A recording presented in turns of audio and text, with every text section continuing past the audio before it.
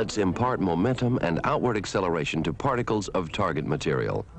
The particles are accelerated forward and sideways with such force that their inertia carries them outwards for a time after the missile has passed, and by this mechanism, the track of the missile is expanded momentarily into a temporary cavity. The M1 rifle is used to illustrate. This .30 caliber firearm was used extensively in the Second World War. Here, the M1 bullet is contacting the gelatin block face. This temporary cavity, as it builds, has a greater dilatation toward the end of the path because of bullet stability loss, or yawing, and greater frontal area presented to the gelatin, hence a more rapid transfer of energy. Later in temporary cavity formation, massive distension occurs.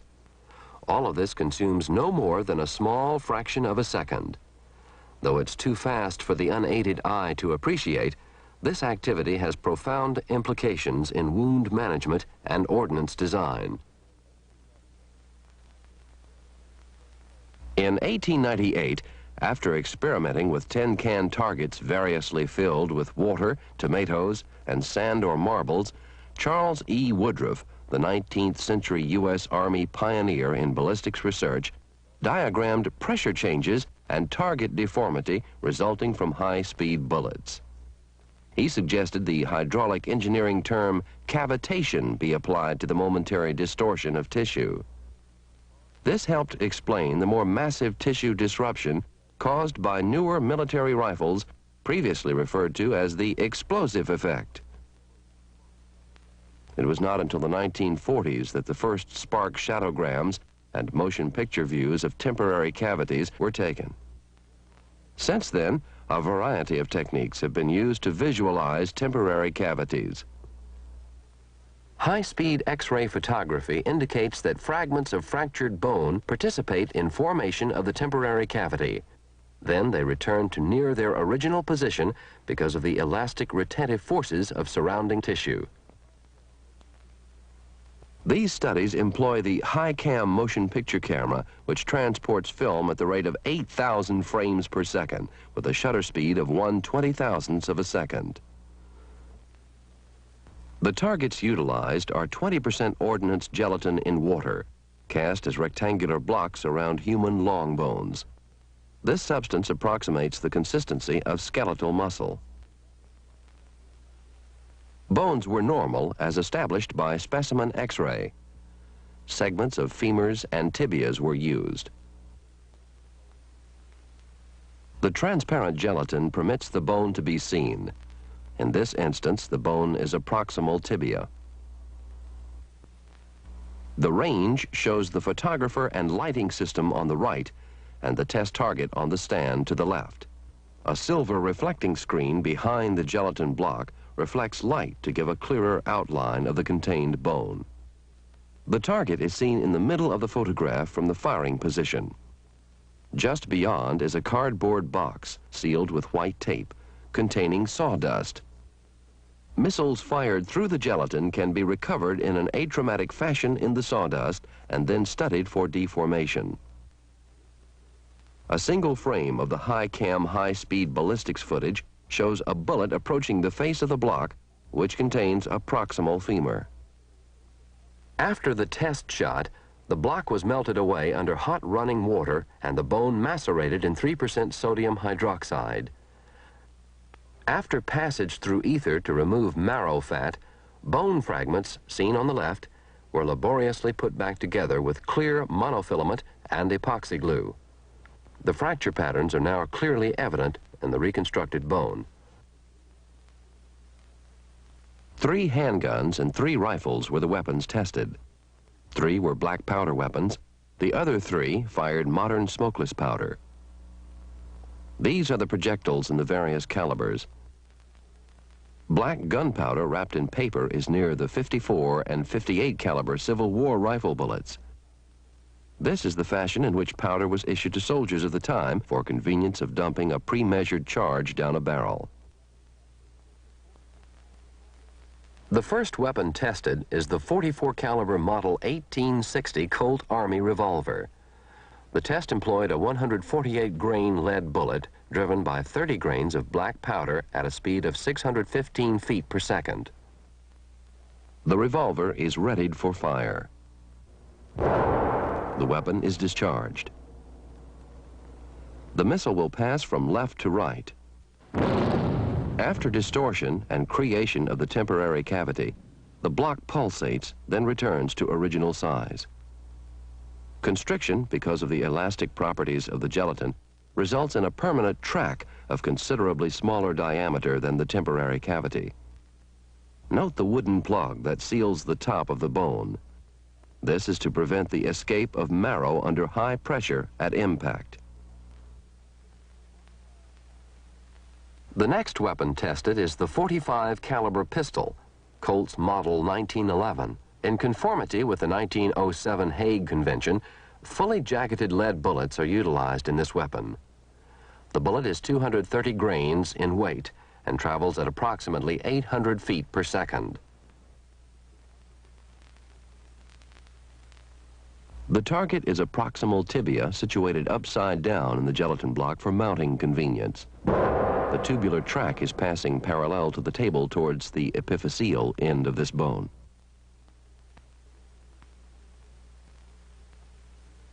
In 1873, Colt came out with the rear-loading cartridge revolver. The single-action Army was the official sidearm of the U.S. military from 1875 to 1892. It was produced initially for black powder cartridges in 45 caliber and later for smokeless powder cartridges. The weapon shown chambers the .357 Magnum cartridge available since 1935, which is a 38 caliber bullet in a long case. The semi-jacketed hollow point bullet to be tested is designed to deform into a mushroom shape and present a large frontal area to the target material. This increases the rate of energy transfer.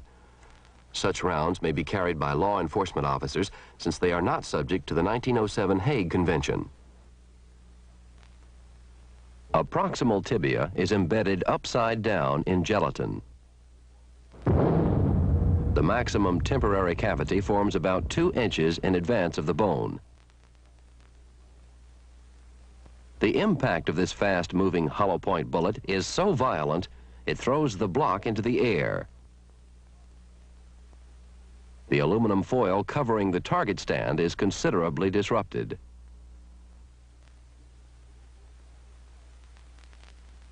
This is the 54 caliber Sharps carbine, a black powder rifle in which 50 grains of powder project a 475 grain solid conical lead bullet at less than 1,000 feet per second. The rifle is readied for fire and discharged. A distal femur is the test target. The missile will enter from the left. A jet of bone marrow escapes through the shaft of the bone at the top. Note the temporary cavity is considerably larger than with the handguns. After a number of oscillations, the block settles down to its original shape. Gaseous clouds ripple the table's aluminum foil and almost remove the identifying sign from its side. The second rifle tested is the 58 caliber Springfield, widely used in the American Civil War. This 1862 muzzle-loaded weapon projects a 510 grain mini-ball with 60 grains of black powder at approximately 1,050 feet per second. Once again, the weapon is readied and discharged. Note the tremendous shock of this heavy bullet. It travels considerably faster because the barrel is longer compared to the Sharps. A burst of fluid is ejected anterior to the femur, and then the block is lifted off the table into the air. While airborne, the temporary cavity immediately shrinks down to a permanent track. Note the considerable disruption of the gelatin behind the femur because of secondary missiles, specifically cortical fragments from the femur. The final weapon tested is the current issue rifle for the United States Armed Forces, the 5.56 millimeter M16A1. It exemplifies the trend in military armament towards smaller calibers firing bullets of higher velocity, in this case 3,200 feet per second. Not only do these weapons create more devastating wounds, but fighting men are able to carry considerably more ammunition since the cartridges are smaller. This is a .22 caliber missile. The M16 is readied and fired. A distal femur is the test target. Note the marrow ejection from the top of the bone and the block's distortion. Again, the block is carried off the table out of the field of view. This time, the sign is totally removed from the stand by the blast. It's clear that these events happen very quickly. Even with the slow motion of high-speed motion pictures, it may be helpful to use still photographs in reviewing the action. First, the .44 caliber black powder revolver. The missile approaches the proximal tibia, creating a tubular temporary cavity approximately 3 inches in diameter. The missile transgresses the bone, and after the test, the block has a narrow permanent track resembling a drill hole. This gives no indication of the dilatation which instantaneously occurred. This specimen radiograph of the bone in the block shows lead fragments to the right removed from the bullet during impact with the bone. After sodium hydroxide digestion, the diameter of the permanent track through the bone coincides rather precisely with the diameter of the .44 caliber missile.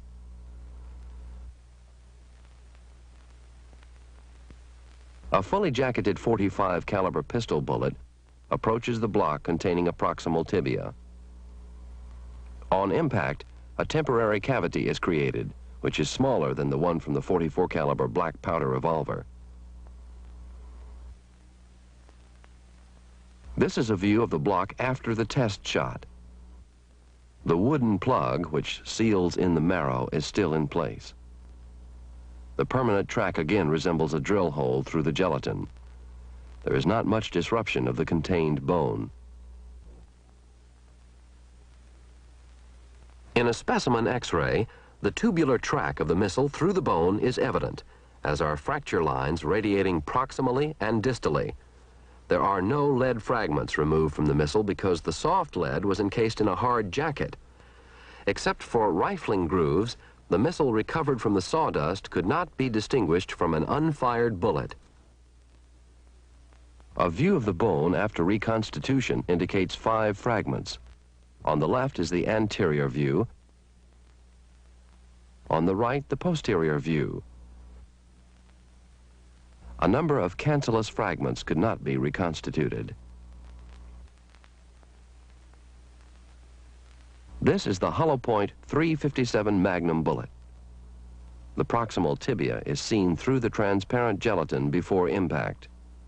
On impact, the block is transformed into an oval shape. At this point in time, the missile has already passed through the block. The slight projection from the right face of the block is the missile's exit site. Notice how at the point of impact, the left face of the block is raised into a diaphragm-like configuration. The orifice there is approximately 2 inches in diameter. Also note the bone is positioned in the block beyond the point of maximal temporary cavity formation. A view of the block after this test shot indicates considerable disruption of gelatin anterior to the bone. This is because of fragmentation of the hollow point bullet. In the specimen X-ray, the disrupted lead fragments of the bullet lie before the tibia. In other words, approximately 2/3 of the bullet only passed through the tibia. Some small metallic densities to the right of the bone are lead fragments shed during subsequent passage. The fracture pattern is evident in the anterior-posterior view. These are 3 views of the reconstituted bone. 11 fragments were repositioned. Metallic fragments from the nose of the bullet that did not transgress the tibia are placed on a small piece of white paper. A .54 caliber Sharps carbine bullet approaches the face of the gelatin block containing a proximal femur. The temporary cavity has an elongated tubular configuration with an accentuation behind the bone because of damage from bone fragments. Notice how the solid lead bullet rotated in the target. It exits almost 90 degrees from its original position at impact. Direct light photography of the block after the test shot indicates considerable disruption behind the femur because of secondary bone splinters. This is confirmed in the specimen X-ray, where bone fragments can be seen to the right of the femur. Note the few lead fragments removed from the surface of the solid lead bullet. 20 bone fragments were reconstituted. A considerable number could not be repositioned because of their smaller size. A .58 caliber Springfield mini-ball approaches the target from the left. The mounting temporary cavity has an elongated tubular configuration. The distal femur is in the direct path of the missile. Subsequent frames indicate the temporary cavity building to its maximal proportions. In both views, the missile has already passed through the right face of the block. Again, after the test shot, there is little testimony to the violence of impact. There is disruption of the block posteriorly because of the secondary missiles.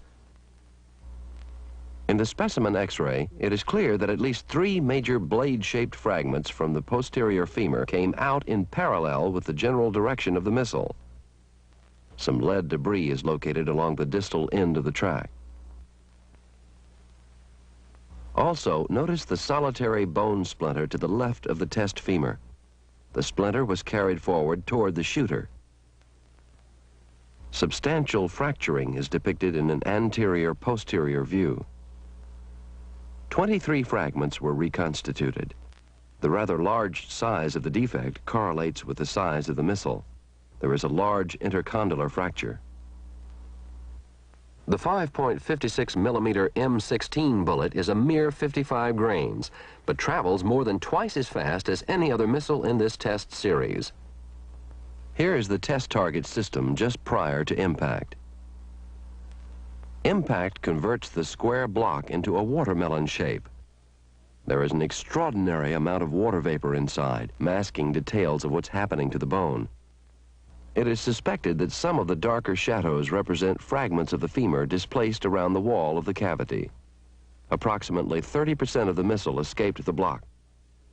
This is marked toward the extreme right by a trail of gelatin. The other 2/3 of the bullet remained inside the block in the form of lead dust. In this direct light photograph, there is considerable disruption of gelatin around the bone, and entrapped air masks the general outline of the bone. The radiograph of the block indicates very few pieces of the distal femur remain above a size of 2 to 3 centimeters. Abundant metallic fragments of the disrupted missile beyond the bone are mixed with some of the bone fragments. Bone marrow was ejected on the ceiling above the test target. 33 fragments were reconstituted. An abundance of chips and small bone spicules could not be repositioned. One condyle was disrupted into pieces too small to be reconstituted. There are 3 conclusions from this study. Missiles passing through tissue simulant targets formed temporary cavities from all weapons tested, including handguns and rifles, both antique and modern. The second conclusion, the temporary cavity's maximum size is considerably more dependent on missile velocity than on mass. The bullets are arranged in the sequence tested. On the extreme right is the smallest but fastest missile, which did the most damage. The third conclusion is perhaps most important to the surgeon. It is misleading to assess the physical disturbance from a missile's penetration by the appearance of the permanent track. A 5/16" steel sphere traveling at 1,500 feet per second appears to create a narrow permanent track through a gelatin block. The permanent track is seen with radiating fissures. This does not hint at the marked momentary distortion recorded in these successive frames from the high-speed ballistics motion picture study.